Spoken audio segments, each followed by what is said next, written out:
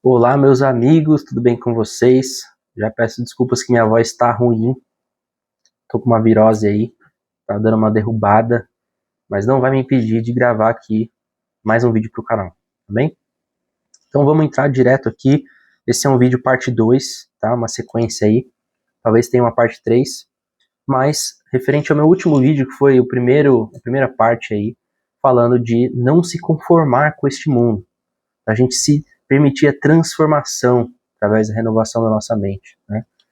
E o texto base desse último vídeo, e também vai continuar aqui na sequência, é Romanos 12:2, e não vos conformeis com este mundo, mas transformai-vos pela renovação da vossa mente, para que você experimente qual seja a boa, agradável e perfeita vontade de Deus. Amém?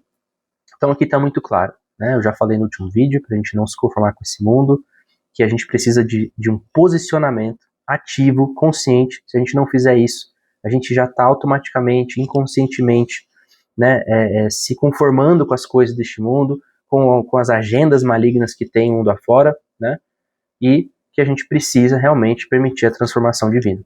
Tá? Eu trouxe aqui 2 exemplos, né, de homens da Bíblia que permitiram a transformação e foi evidenciado na vida deles ao longo da caminhada na fé, que eu quero compartilhar.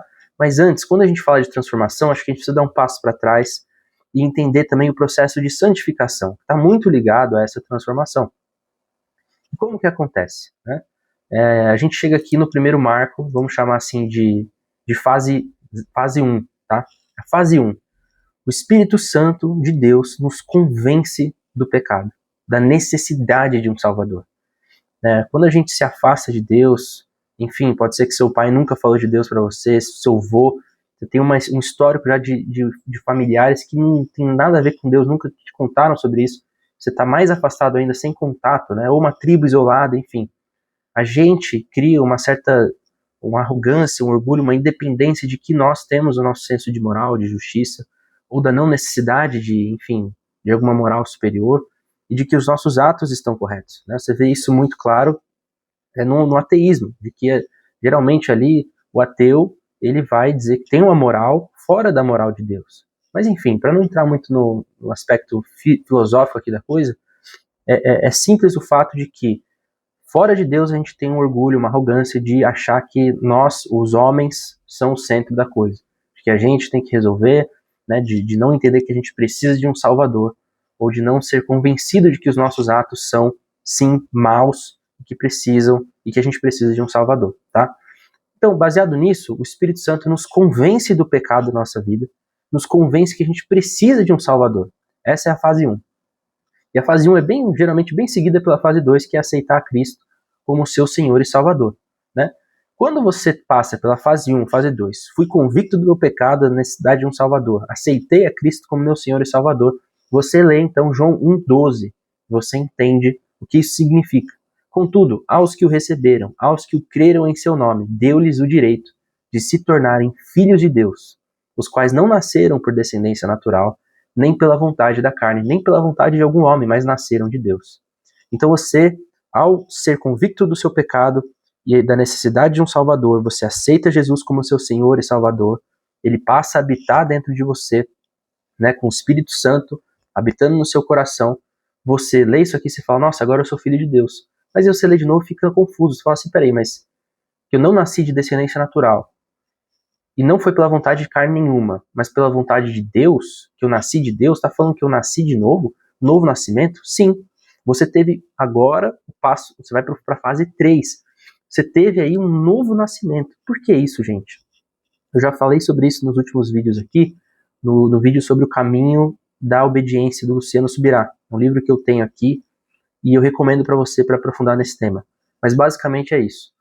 O pecado no mundo, né, ele está aí. O problema da humanidade não é o pecado que a gente comete, não é a gente pensar assim, eu preciso parar de pecar. O problema da humanidade é um problema de natureza. Nós temos uma natureza pecaminosa.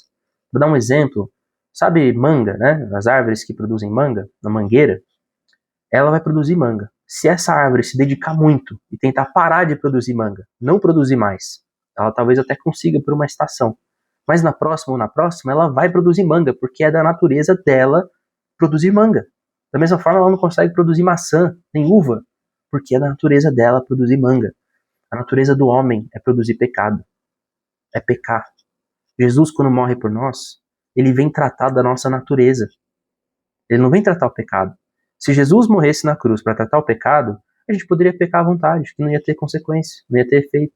Jesus teria cancelado, anulado o efeito do pecado. E é mentira, Jesus nunca fez isso. Por quê? Se Jesus tivesse feito isso, a gente poderia pecar à vontade aí, quando a gente morresse não ia para o inferno. Não é o caso. Se a gente insistir no pecado, se afastar de Deus, a gente vai para o inferno. Ué, então o pecado ainda tem poder? Sim. Se você o permitir dominar a sua vida, sim. O que Jesus fez? Tratou da natureza da nossa vida, da natureza do ser humano, que é pecaminosa. Ele disse, eu vou criar um caminho para que vocês possam nascer de novo. Qual que é a evidência disso? Jesus está conversando com Nicodemos, tá? Aqui em João 3, do 3 ao versículo 8, tá? Ele está conversando com Nicodemos e fala assim, Nicodemos, você precisa nascer de novo. Aí Nicodemos vai falar assim, como assim eu preciso nascer de novo? Isso não faz sentido, como é que eu vou entrar no ventre da minha mãe? Não, e ele fala assim, não é isso. Jesus fala para ele, eu digo a verdade, ninguém pode entrar no reino de Deus se não nascer da água e do Espírito. Como assim nascer do Espírito? O que nasce da carne é carne, mas o que nasce do Espírito é Espírito. Jesus está falando, você precisa, Nicodemos, nascer de novo, uma nova natureza. Se você não transformar, ou se você não permitir que eu transforme a sua natureza, você vai continuar pecando. Você pode se esforçar, pode ser um fariseu, pode jejuar, pode fazer o que você quiser, viver amarrado num porão, você vai pecar, porque é da sua natureza. Então Jesus, quando morre por nós, ele cria um caminho até o Pai, ele separa o véu de uma forma que hoje a gente tem um caminho para transformar a nossa natureza. E ele não é instantâneo. Como eu falei, eu já aceitei Jesus. Eu estou numa caminhada da fé. Estou permitindo a transformação na minha vida dia após dia. Mas não está completo. Se eu parar aqui de todo dia buscar o Senhor como a corça anseia por água, eu vou desfalecendo. Meu espírito vai enfraquecer, minha carne vai engrandecer e a minha carne vai vencer o espírito. E dali a pouco eu estou orgulhoso, arrogante, totalmente dependente aí, independente de Deus, achando que eu consigo me virar, esquecendo a Deus, e certamente se eu persistir nisso eu vou para o inferno. Por quê? Porque o pecado está aí, tá? Então, isso é o caminho aí da obediência, muito bem detalhado no livro do Subirá, como eu falei, leiam. E aí, essas são assim as duas fases da transformação. Você aceita Jesus, né, convicto do pecado, você aceita Jesus, né, e você tem um novo nascimento. Ele é muito assim ligado ao batismo nas águas, né? O batismo nas águas, ele acompanha esse nascimento do Espírito, tá? Muitas, assim, a teologia geralmente vai explicar que o aceitar Jesus é um nascimento do Espírito e o batizar nas águas é o batismo das águas ali, tá? Então é em conjunto. Mas é isso. Então assim, Raul, beleza, aceitei Jesus. Tô convicto do pecado, tô convicto que eu preciso dele. Mas, cara, eu ainda tô pecando. Toda semana, mano. Toda semana eu tô lá de novo no meu vício. Toda semana eu tô lá pecando. Como é que é esse negócio? Meu vídeo tá lá sobre a consistência, a disciplina, né? Isso aí é um caminho. Tem outros caminhos. Eu vou ler aqui um exemplo de Zaqueu. Vamos abrir junto aqui na história de Zaqueu, tá? Então, Zaqueu era um homem, um chefe de publicano, que a Bíblia descreve, ou seja, um coletor de imposto odiado pelos judeus. Geralmente o coletor de imposto lá trabalhava, né, para os romanos, cobrando impostos do povo judeu, e ele era um chefe dos publicanos, ou seja, muito mais odiado.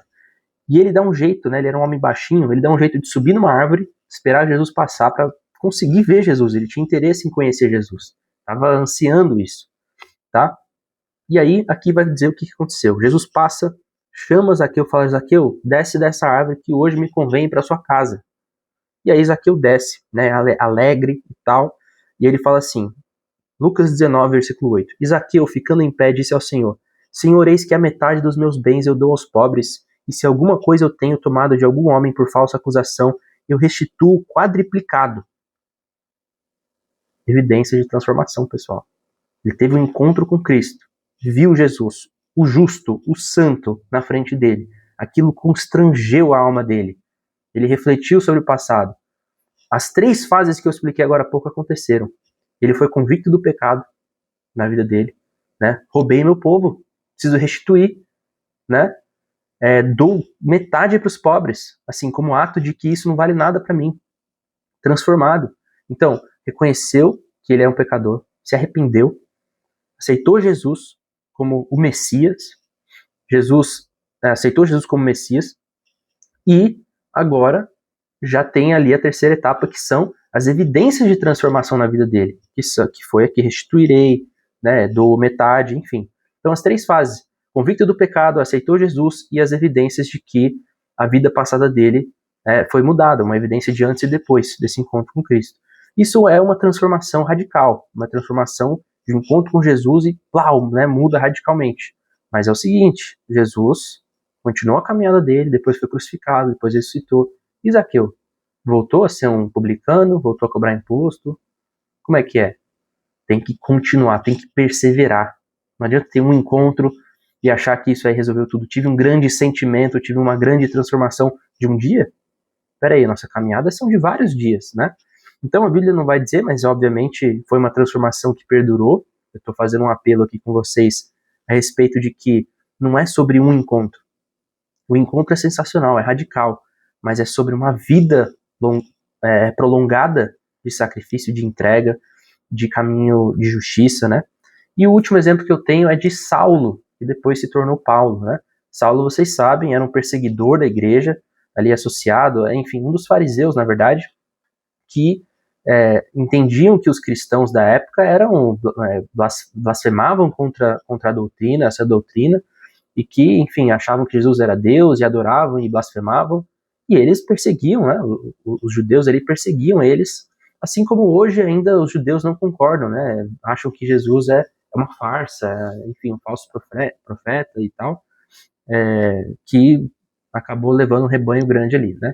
Mas enfim, Saulo perseguia, açoitava, matava, fazia de tudo contra a igreja, era um perseguidor, e aí ele tem um caminho, né? Ele tem um encontro com Jesus no caminho para Damasco. E acontece que ele está caminhando, ele vê uma grande luz, e aí imagina ele caindo do cavalo, uma grande luz, ele escuta vozes, os que estão com ele não veem a grande luz, mas escuta a voz também de Jesus, e ele ouve: Saulo, Saulo, por que você me persegue? E aí Saulo pergunta: quem que é o Senhor? E ele fala: eu sou Jesus, a quem você persegue. Né? Vai, encontra Ananias lá, enfim, ele fala que vai encontrar um homem, e aí já é outra passagem.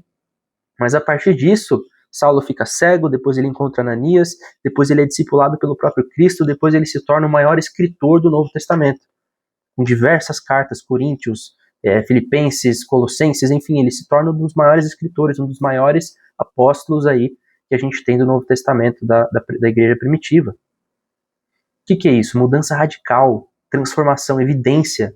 Não volto mais para quem eu era. Cristo me transformou. As evidências das minhas ações acompanham isso, né? Eu passava a gerar frutos de pecado, minha natureza foi transformada e agora eu não sou mais uma mangueira. Agora eu sou filho de Deus. A natureza agora minha é associada a Cristo. Ou seja, Cristo decide quais são os frutos que eu vou produzir. Não sou mais uma mangueira para produzir só manga, só pecado, né? Cristo agora vai fazer eu produzir paciência, bondade, né, longanimidade, todos os frutos do Espírito que vêm de Deus, que são dons de Deus para nós. Então é isso. A terceira parte dessa série que eu quero continuar aqui, talvez entre numa parte um pouco mais prática, né?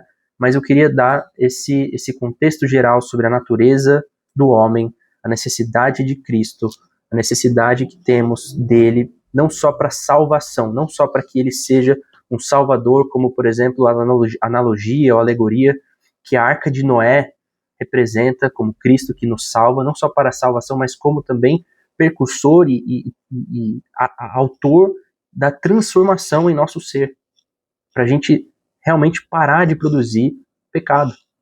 E o entendimento dessas coisas pode ser o marco inicial da nossa jornada para ter uma vida de santificação, uma vida de transformação divina. Amém? Deus abençoe vocês, que essas palavras sejam como aí um doce, né, aos seus ouvidos, e que o Senhor e o Espírito Santo ajudem vocês a refletirem sobre isso e caminharem na fé. É sobre Ele, é sobre Jesus, é sobre o Espírito Santo, não é sobre nós. Nós precisamos dele, nós precisamos mais dele, e eu abençoo a vida de cada um ouvindo aqui.